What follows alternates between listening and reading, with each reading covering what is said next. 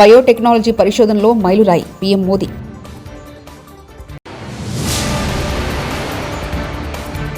తిరుమల శ్రీవారి సేవలో సినీ రాజకీయ ప్రముఖులు.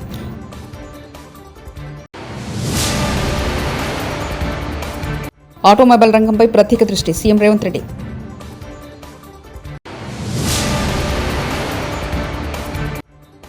ఆంధ్రప్రదేశ్ నిర్మాణ రంగం అభివృద్ధిపై దృష్టి సారించామన్న సీఎం చంద్రబాబు. భారత ప్రధాని నరేంద్ర మోదీ 10,000 మంది భారతీయుల జన్యుక్రమణ విశ్లేషణ జీనోమ్ స్వీకరింగ్ సమాచారాన్ని గురువారం విడుదల చేశారు. జీనోమ్ ఇండియా డేటాలోని సమాచారం విడుదల బయోటెక్నాలజీ పరిషత్లో ఓ మైలురాయని పేర్కొన్నారు. డిపార్ట్మెంట్ ఆఫ్ బయోటెక్నాలజీ ఆధ్వర్యంలో జరిగిన జినోమిక్ కాన్క్లేవ్లో వర్చువల్గా పాల్గొన్న మోదీ ఈ సమాచారాన్ని విడుదల చేశారు. ఇండియన్ బయోలాజికల్ డేటా సెంటర్ ఐబీడీసీ అధీనంలో ఉండే సమాచారాన్ని పరిశోధనా సంస్థల అనుమతిలో వినియోగించుకోవచ్చు. అయితే ఈ కార్యక్రమానికి వీడియో సందేశం పంపిన మోదీ ఐఐటీలు, council of scientific and industrial research, biotechnology research and innovation centre వంటి 20 ప్రఖ్యాత సంస్థల కృషి వల్ల ఈ సమాచార సేకరణ జరిగిందని తెలిపారు. జన్యుపరమైన వ్యాధులు, అంటువ్యాధుల చికిత్సకు, అధునాతన వైద్య విధానాల రూపకల్పనకు, వివిధ వర్గాలకు చెందిన ప్రజల జీవన విధానాలు, అలవాట్ల అధ్యయనానికి ఈ జీనోమ్ సీక్వెన్సింగ్ డేటా ఉపయోగపడుతుందని మోదీ పేర్కొన్నారు. సిఐఐ జాతీయ కౌన్సిలింగ్ సమావేశం శుక్రవారం హైదరాబాద్లో నిర్వహించారు. ఈ సమావేశానికి ముఖ్యమంత్రి రేవంత్ రెడ్డి ముఖ్య అతిథిగా పాల్గొన్నారు. ఈ సందర్భంగా సిఐఐ ప్రతినిధులతో ముఖ్యమంత్రి ముఖాముఖి కార్యక్రమం నిర్వహించారు. హైదరాబాద్ను కాలుష్యరహిత నగరంగా మార్చేందుకు ప్రయత్నిస్తామని, చంద్రమండలానికి వెళ్తున్నాం కానీ భూమిపైన ఎలా ఉండాలో మాత్రం తెలుసుకోలేకపోతున్నామన్నారు. కాలుష్యకారక వాహనాలను ఔటర్ రింగ్ రోడ్ అవతలికి తరలిస్తున్నామన్నారు. తెలంగాణ స్వయం సహాయక సంఘాల్లో 67 లక్షల మంది మహిళలు సభ్యులుగా ఉన్నారని, ప్రభుత్వ కార్యాలయాల్లో స్వయం సహాయక మహిళా సంఘాలతో క్యాంటీన్ ఏర్పాటు చేయించామన్నారు. మహిళా సంఘాలతో సోలార్ పవర్ స్టేషన్ ఏర్పాటు చేస్తామన్నారు. And we have increased to 200% for cosmetic charges. All these to improve their education, their living life, and entrepreneur things. So now we are more focusing on women. My target is 1 crore.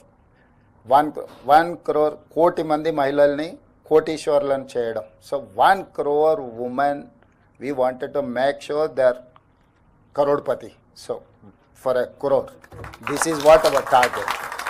Next 4 years I am going to implement this scheme for women empowerment in rural. Urban anyway they have their own they have their own exposure, but rural nook and corner of Telangana where tribes are there, remote areas are there, we are more focusing on rural women. Thank you. Dinesh? Thank you, Honorable Chief Minister. I think we are very much inspired by your vision and the speed of implementation. I think I wanted to cover the logistics sector and the supply chain side. As you know, there is now a lot of push of creating India as a hub for storing of spare parts and supplies to nearby countries. I think Telangana can take the lead in terms of adding and providing warehousing infrastructure and supporting that. I know you have been working separately on the logistics policy for warehousing, but this can be a special thrust which we can look at for creating this as a global storage hub for the world. The second point is you mentioned about sustainability transition. I think the biggest challenge these one vehicle, two vehicle operators face is the cost of the transition. So if the large supply chain companies can work in conjunction with the government and both finance and give them business so that they... BJP అధికారంలో ఉంటే రిజర్వేషన్లు ఉండవని AP Congress అధ్యక్షులు YS Sharmila ఆరోపించారు. BJP అధికారంలో ఉంటే రాజ్యాంగాన్ని మారుస్తారని మండిపడ్డారు. అంబేద్కర్ కోసం కాంగ్రెస్ నేతలు మాట్లాడితే బీజేపీ నేతలు తట్టుకోలేకపోతున్నారన్నారు. ఇవాళ శుక్రవారం విశాఖపట్నంలోని వైఎస్ షర్మిల పర్యటించారు. ఈ సందర్భంగా షర్మిల మీడియాతో మాట్లాడారు. పార్లమెంట్లో కేంద్ర హోంమంత్రి అమిత్ షా అంబేద్కర్ను అవమానించారని మండిపడ్డారు. ఇందుకు సంబంధించిన వీడియోను మీడియాకు వైఎస్ షర్మిల చూపించారు. అంటే దానికి కారణం అంబేద్కర్ గారు. మరి అలాంటి అంబేద్కర్ గారిని మీరు అవమానిస్తూ హేళన చేస్తూ నిండు సభలో పార్లమెంటులో ఇంత ఘోరంగా మాట్లాడుతుంటే సామాన్య ప్రజలు గమనిస్తున్నారని బీజేపీ పార్టీ గుర్తుపెట్టుకోవాలి. బీజేపీ పార్టీ ఇంత హేళన చేస్తుంటే రాష్ట్రానికి చెందిన అధికారంలో ఉన్న చంద్రబాబు గారి పార్టీ టీడీపీ కానీ జనసేన కానీ అంతకుముందు అధికారంలో ఉన్న వైసీపీ పార్టీ కానీ ఒక్కరైనా మాట్లాడారా అండి? ఒక్కరైనా గొంతెత్తారా? మన రాష్ట్రంలో దళితులు లేరా? మన రాష్ట్రంలో ఎస్సీలు లేరా? మన రాష్ట్రంలో బీసీలు లేరా? వాళ్ళు ఓట్లేస్తే కదా వీళ్ళు అధికారంలోకి వచ్చింది. అలాంటి రాజ్యాంగాన్ని మారుస్తామని, వాళ్ళ రిజర్వేషన్లు తీసేస్తామని అంబేద్కర్ గారిని హేళన చేస్తూ నిండు సభలో హోంమంత్రిగా ఉన్న వ్యక్తే మాట్లాడుతున్నా ఒక్క మాట కూడా మాట్లాడలేదు మన ఎంపీలు. అటు లోక్సభలో అయినా అటు రాజ్యసభలోనైనా. మరి ఇది అన్యాయం కాకపోతే ఏమిటి అని అడుగుతున్నాం. మోడీ గారు వెన్నుపోటు పొడిచాడు ఆంధ్ర రాష్ట్ర ప్రజలకు. ప్రత్యేక హోదా ఇస్తాము అని చెప్పి 10 సంవత్సరాలు ఇస్తామని మోడీ గారు స్వయంగా మాటిచ్చి ఆంధ్ర రాష్ట్ర ప్రజలను మోసం చేశారు.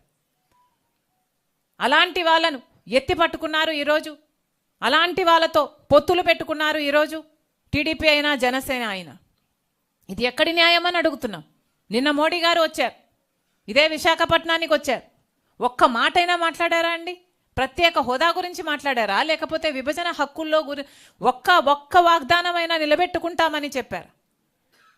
ఉత్తరాంధ్ర రాయలసీమకు స్పెషల్ ఎకనామిక్ ప్యాకేజు మన హక్కు. ఆంధ్రప్రదేశ్లో నిర్మాణ రంగ అభివృద్ధిపై దృష్టి సారిస్తామని ఆంధ్రప్రదేశ్ ముఖ్యమంత్రి నారా చంద్రబాబు నాయుడు స్పష్టం చేశారు. నిర్మాణ రంగంపై 34 లక్షల మంది ఆధారపడి ఉన్నారని తెలిపారు. ఉచిత ఇసుకతో నిర్మాణ రంగానికి ఊతమిచ్చామన్నారు. నిర్మాణ రంగం నిరంతరం జరిగే ప్రక్రియ అని సీఎం చంద్రబాబు నాయుడు అభివర్ణించారు.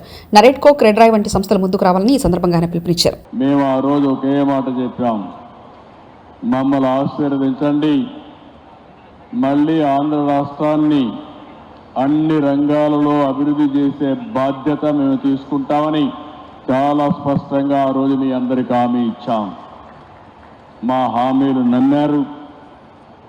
ఎప్పుడు చరిత్రలో నేను చాలాసార్లు ఎన్నికల్లో పోటీ చేశాను, కానీ స్ట్రైక్ రేట్ చూస్తే 93%, అంటే పెట్టిన అభ్యర్థుల్లో 93% గెలిచారు. అదే సమయంలో 57% ఓట్లు కూడా వేశారు. ఆ నమ్మకంతోనే మేము వచ్చిన వెంటనే మీరు ఒక్కసారి ఆలోచిస్తే పునర్నిర్మాణం ప్రారంభించాం. ఎటు చూసినా విధ్వంసమే, ఎటు చూసినా అంధకారమే. ఎటు పోవాలంటే కూడా ఇప్పటికి కూడా మాకు ఇంకా చాలా సమస్యలు ఉన్నాయి. కానీ అడుగడుగునా ప్రతి ఒక్కరోజు కూడా ఆలోచిస్తున్నాం. ఆలోచించి నిన్నే మీరు చూస్తే ప్రధానమంత్రి గారు వచ్చి ఆంధ్రప్రదేశ్ రాష్ట్ర చరిత్రలో ఎప్పుడు రాని విధంగా 2,08,000 కోట్ల రూపాయలకు ఫౌండేషన్లు వేశారు. ఇంకో పక్క ఇనాగరేషన్లు చేశారు. అంటే ఇప్పుడిప్పుడే కొత్తగా పెట్టుబడులు వస్తున్నాయి. విశ్వాసం పెరుగుతా ఉంది. బ్రాండ్ ఏపీ ఇప్పుడిప్పుడే మళ్ళీ ముందుకు పోయే పరిస్థితి వస్తూ ఉంది. దీంట్లో అనేక రంగాలు పెట్టుబడులు వస్తున్నాయి. ఆ రంగాలు మీరు చూస్తే ఎప్పుడు కూడా నూతనమైన రంగాలను అందిపుచ్చుకోవడంలో ఒక పక్కన ఎన్డీఏ కానీ తెలుగుదేశం పార్టీ కానీ ఎప్పుడూ ముందుంటాం.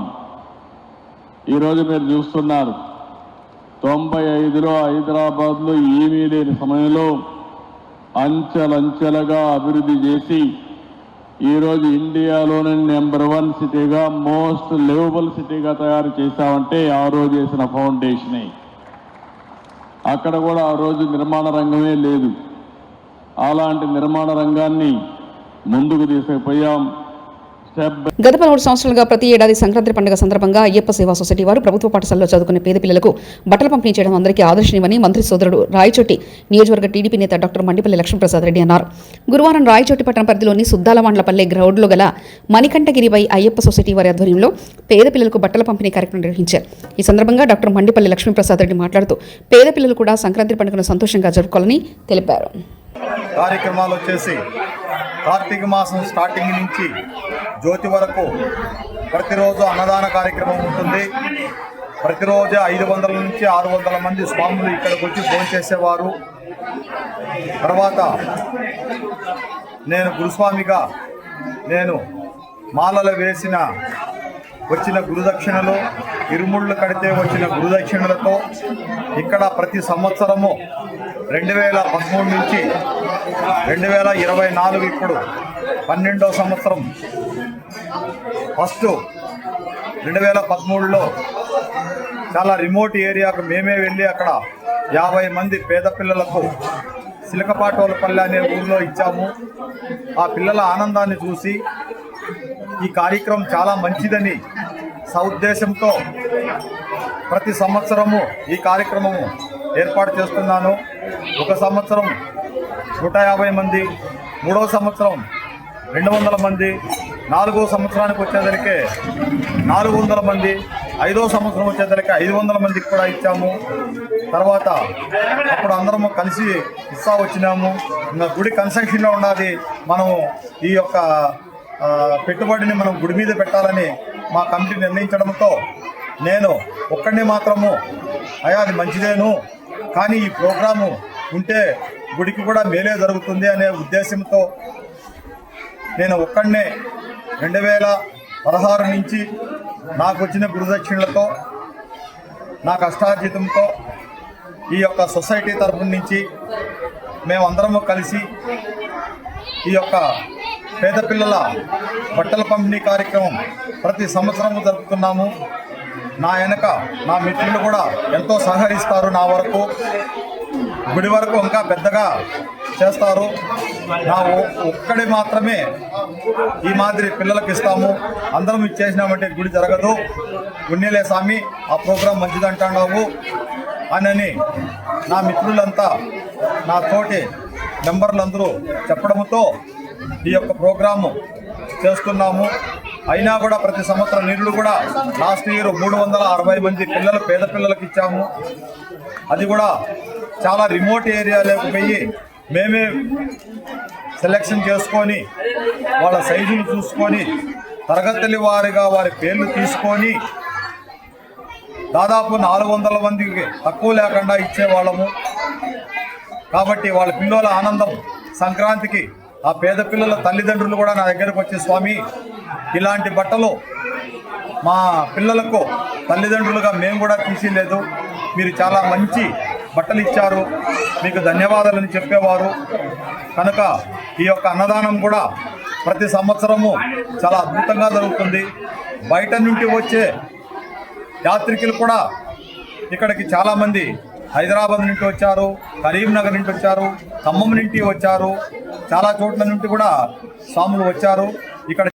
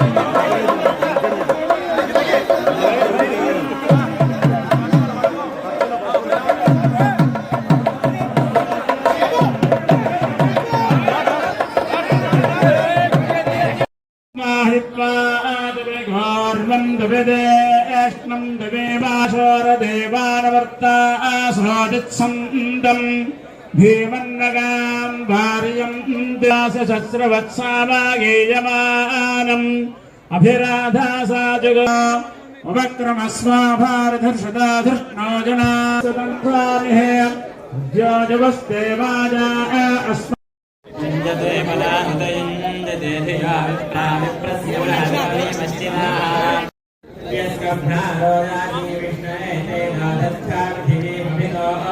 దేవశ్రుతో దేవేశ్వాఘోషం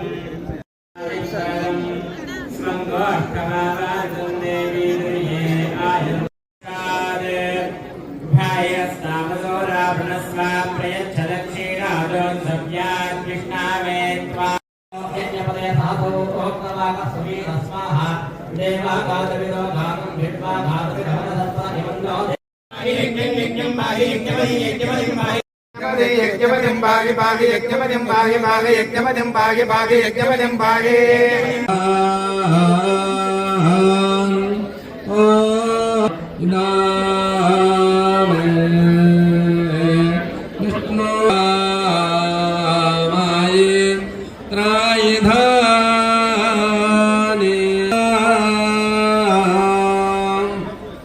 సమో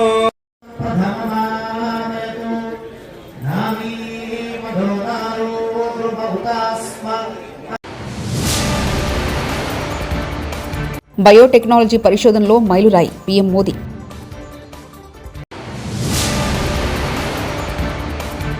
తిరుమల శ్రీవారి సేవలో సినీ రాజకీయ ప్రముఖులు.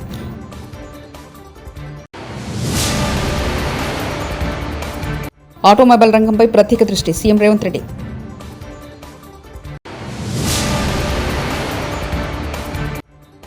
ఆంధ్రప్రదేశ్ నిర్మాణ రంగం అభివృద్ధిపై దృష్టి సారించామన్న సీఎం చంద్రబాబు.